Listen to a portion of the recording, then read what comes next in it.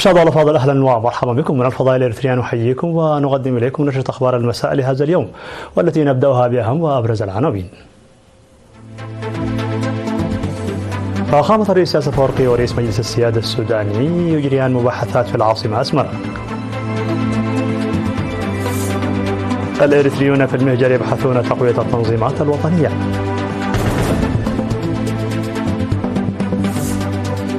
إنشاء مبنى لتوسيع خدمات الاتصالات في مدينة صنعاء.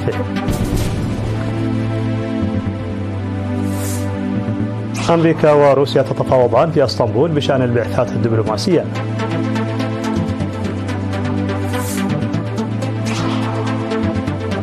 الصين والاتحاد الأوروبي يتعهدان بالتعاون من أجل حماية التجارة الحرة.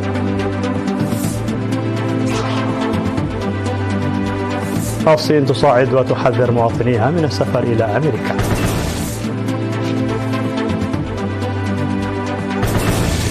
مرحبا بكم من العناوين إلى التفاصيل. زار رئيس مجلس السيادة السوداني الفريق عبد الفتاح البرهان البلاد اليوم، والتقى الرئيس إسياس أفورقي في قاعة هجر بأسمرة، حيث تناولت المحادثات العلاقات الثنائية وتطورات الأوضاع في السودان. للمزيد من التفاصيل حول هذا الخبر إليكم التقرير التالي الذي أعده ويقدمه لنا الزميل صلاح الدين حسين. عقد الرئيس إسياس أفورقي ورئيس مجلس السيادة السوداني الفريق أول عبد الفتاح البرهان جلسة مباحثات مشتركة بعد ظهر اليوم حول العلاقات الثنائية بين البلدين وسبل تعزيزها وتطورات الوضع الراهن في السودان والقضايا الإقليمية والدولية ذات الاهتمام المشترك. وأكد الرئيس إسياس أفورقي في اللقاء الذي عقد في قاعة هجر وقوف الشعب الإريتري مع الشعب السوداني في محنته كواجب من منطلق أخلاقي، وأن على شعوب المنطقة الوقوف إلى جانب السودان في الظرف الحالي لحل الأزمة السودانية بعيدا عن التدخلات الخارجية التي تعقد المشكلة. وفي تصريح مقتضب لوكالة الأنباء الإريترية، أكد البرهان على أن الزيارة تأتي لإطلاع القيادة الإريترية بتطورات الأوضاع في السودان، ولشكر إريتريا قيادة وشعبا لدعمها المتواصل واللامحدود للشعب السوداني في أزمته الحالية. قصدي من هذه الزيارة تقديم الشكر للقيادة في أريتريا والسيد الرئيس إسياس وللشعب الأريتري على الدعم المستمر الذي ظلوا يقدمونه للشعب السوداني. شكرا سيد الرئيس إسياس، شكرا الشعب الأريتري. وعند وصوله مطار أسمرة الدولي في الثانية بعد ظهر اليوم، كان في استقبال الفريق أول عبد الفتاح البرهان الرئيس إسياس أفورقي بمراسم استقبال رسمية. وقدر رئيس مجلس السيادة السوداني الفريق عبد الفتاح البرهان أسمرة في 4:30 عصر اليوم بعد زيارة عمل ناجحة استغرقت يوما واحدا. حضر مراسم الاستقبال والوداع وزير الشؤون الخارجية السيد عثمان صالح، والقائم بأعمال السفارة السودانية في إريتريا السيد غازي بابكر. بحث الإريتريون المقيمون في أوغندا والدول الإسكندنافية وأوكلاند وسانتا روزا بالولايات المتحدة الأمريكية وباريس بفرنسا وجوبا بجنوب السودان تقوية التأطير والتنظيم. وافادت المعلومات الواردة بأن الإريتريين المقيمين في أوغندا نظموا مؤتمر الجالية الثالث في 5 أبريل بكامبالا تحت شعار التنظيم الفاعل لجالية قوية. وقال السفير محمد سليمان في المؤتمر الذي حضره 250 مندوبا أن الجالية تلعب دورا هاما في توجيه المواطنين والحفاظ على الثقافة والقيم. وبعد مناقشة الدستور المعدل، انتخب المندوبون لجنة تنفيذية لمدة 3 سنوات. وفي مدينة ستوكهولم السويدية، عقد سفير إريتريا في إيطاليا السفير غير المقيم لدى السويد في سان بيتروس سمينارا يوم 6 أبريل للإريتريين المقيمين في الدول الإسكندنافية حول أوضاع البلاد والمنطقة والعالم. وأوضح في السمينار الذي نظمته اللجنة الوطنية في السويد وحضرها ممثلون عن الجاليات والاتحادات والمنظمات الإريترية في السويد والنرويج والدنمارك وفنلندا، أوضح السيد فيتساسيون بيتروس أن إريتريا التي تؤمن بمواردها وتقاليدها المتمثلة في قوة شعبها استطاعت الانتصار في النضال وهزمت العدائيات، مشيرا بالأمثلة إلى العلاقات الدبلوماسية الواسعة والناجحة التي تتمتع بها البلاد بهدف تحقيق السلام والازدهار في عالم غير مستقر. وأثناء مناقشة مشروع تطوير وتوسيع مؤسسات التعليم في البلاد، تبرعت المناضلة زيغاهانا قالتها المقيمة في السويد بمبلغ 10,000 دولار للمشروع. من جهة أخرى، عقد الإريتريون المقيمون في أوكلاند وكاليفورنيا المؤتمر السنوي لتنظيمات جبهة شمال غرب أمريكا في 29 من مارس الماضي. كما عقد اجتماع جماهيري في مدينة سانتا روزا في 30 من مارس. حضر القائم بأعمال السفارة الإريترية في الولايات المتحدة الأمريكية سيد برهاني جابريهويت ومسؤولة الشؤون العامة سيد حد النتقلتا في اللقاءين، وشرح الوضع في البلاد والدور المرحلي للمنظمات فضلا عن القضايا الإقليمية والوطنية. على الصعيد نفسه خاطب القائم بأعمال السفارة الإريترية في فرنسا السيد بارخات باولوس ومسؤول الشؤون العامة والمجتمعية السيد كحساي تولي السمينار الجماهيري الذي عقده الإريتريون في باريس حول أهمية الارتقاء بالوعي وتقوية التأطير، منادين بتعزيز المساهمة في برامج التنمية عامة والمشاريع قيد التنفيذ خاصة. وناقش المشاركون المواضيع المقدمة وقدموا تبرعات مالية لإنجاح المشروع. في غضون ذلك عقد قادة شباب الجبهة الشعبية للديمقراطية والعدالة في جوبا بجنوب السودان اجتماعا تقييميا في 6 أبريل ركز على تعزيز تنظيمهم. وقال مسؤول الشؤون العامة والمجتمعية السيد رمضان أحمد دين أن المرحلة التي بلغناها تتطلب مشاركة كافة فئات المجتمع وخاصة الشباب. يتم إنشاء مبنى هيئة الاتصالات الإريترية إريتيل في صنعفة بكلفة تقدر بنحو 11 مليون نخفة.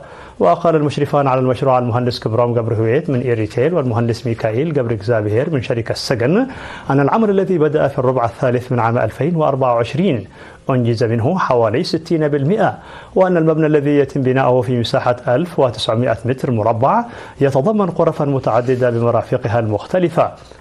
هذا ونظم سكان 3 إدارات ضواحي في مدينة صنعفة حفل قضاء لمنتسبو قوات الدفاع والعمال المنخرطين في العمل.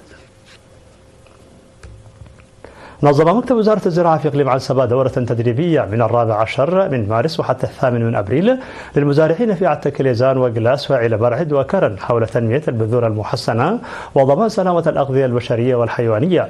وشرح مسؤول وحدة علم النبات السيد تسفى برهان حقوس الفرق بين البذور والحبوب والرعاية التي يجب أن يوليها المزارعون لأرضهم وفوائد الزراعة في صفوف وأهمية إدارة المزرعة.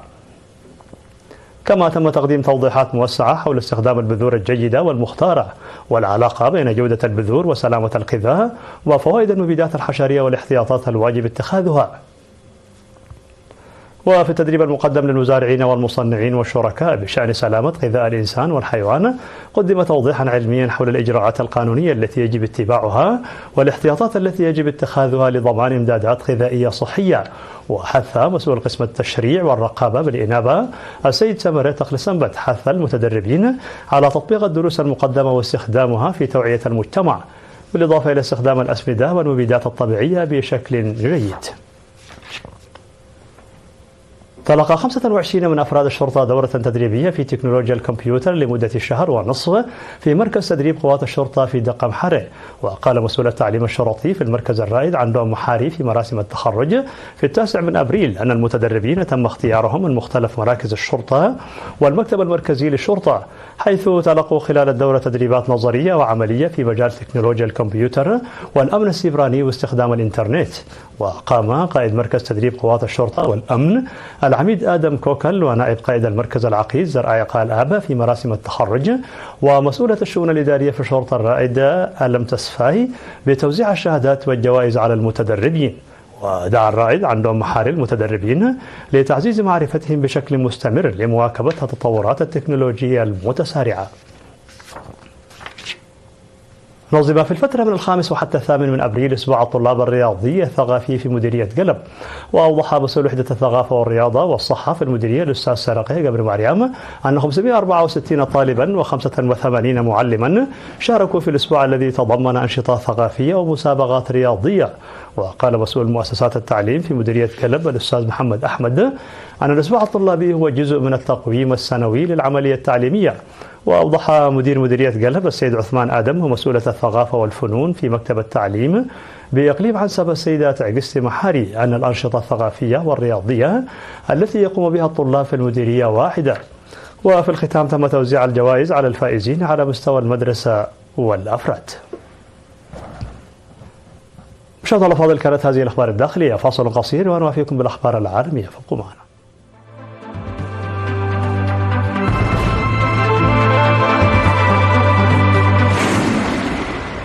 مرحبا بكم على الصيد العالمي. انطلقت المحادثات بين روسيا والولايات المتحدة الأمريكية في تركيا بشأن استئناف العمل الدبلوماسي الطبيعي لبعثتي الدولتين، فيما ذكرت تقارير إعلامية أن الجانبين تبادلا السجناء في أبو ظبي.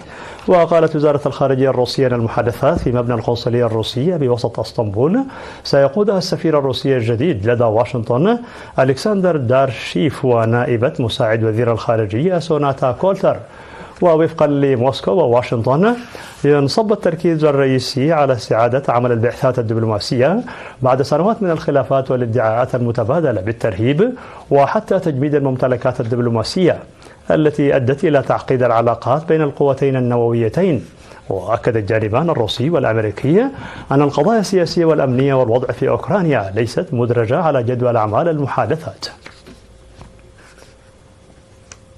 أكد زعماء الصين والاتحاد الأوروبي على أهمية العمل معا للحفاظ على نظام التجارة الحرة مع تزايد المخاوف بشأن تأثير الرسوم الجمركية التي أعلنتها إدارة الرئيس الأمريكي دونالد ترامب. وأجرى رئيس الوزراء الصيني لي تشيانغ ورئيسة المفوضية الأوروبية أورسولا فون دير لاين محادثات عبر الهاتف. ونقلت وزارة الخارجية الصينية عن لي قوله أنه يتعين على الصين والاتحاد الأوروبي تعزيز التواصل والعمل معا على حماية التجارة والاستثمار الحر والمفتوح. وجاء في بيان الاتحاد الأوروبي أن فون دير لاين أكدت أن أوروبا والصين تتحملان مسؤولية دعم نظام تجاري إصلاحي قوي وحر وعادل وقائم على تكافؤ الفرص. وكانت الصين والاتحاد الأوروبي على خلاف في شأن الرسوم الجمركية التي فرضها الاتحاد على السيارات الكهربائية الصينية وغيرها من الأمور، لكن يبدو أن الجانبين متفقان فيما يتعلق بتعزيز التجارة الحرة. نشرت الحكومة الصينية مواطنيها التفكير بعناية قبل السفر إلى الولايات المتحدة في إطار توسيع نطاق رد بكين على الزيادات الكبيرة في الرسوم الجمركية التي فرضتها إدارة ترامب. وذكرت وكالة بلومبارغ للأنباء أن هذه الخطوة جاءت بعد أن ردت بكين مجددا على الرسوم الجمركية الجديدة التي فرضها الرئيس دونالد ترامب، حيث أعلنت أنها ستفرض ضريبة بنسبة 84% على جميع الواردات من الولايات المتحدة، مما أثار اضطرابا في الأسواق وعمق حربا تجارية بين أكبر اقتصاديين في العالم. من جانبها طالبت وزارة التعليم الصينية أيضا طلاب البلاد بأن يقيموا المخاطر الأمنية المتعلقة بالدراسة في بعض الولايات الأمريكية، مشيرة إلى مشروع قانون جديد تم إقراره في ولاية أوهايو. في الخبر الأخير أعلن مساعد شؤون العمليات في القوات البرية لحرس الثورة الإسلامية العميد ولي الله معدني عن إجراء مناورات السلام المشتركة بين جمهورية إيران الإسلامية وأرمينيا في منطقة نوروز الحدودية. وصرح أن المناورات ستستمر لمدة يومين، حيث ستنشر وحدات العمليات من كلا البلدين في المنطقة الحدودية المحددة. وأشار إلى أن جميع الترتيبات اللازمة لتنفيذ المناورات قد تم التخطيط لها مسبقا، موضحا أن الهدف الرئيسي هو تعزيز أمن الحدود نظرا لأهمية المناطق الحدودية بين البلدين. وأعرب عن أمله في أن تنفذ مناورات السلام وفق الأهداف المحددة وفي الوقت المحدد. مشاهدينا الأفاضل، في نهاية النشر لكم تذكير بأبرز ما جاء فيها من عناوين. فخامة الرئيس إسياس أفورقي ورئيس مجلس السيادة السوداني يجريان مباحثات في العاصمة أسمرة. الإريتريون في المجر يبحثون تقوية التنظيمات الوطنية. إنشاء مبنى لتوسيع خدمات الاتصالات في مدينة صنعاء.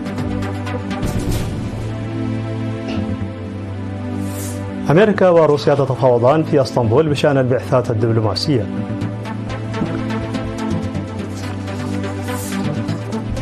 الصين والاتحاد الأوروبي يتعهدان بالتعاون من أجل حماية التجارة الحرة. الصين تصاعد وتحذر مواطنيها من السفر إلى أمريكا.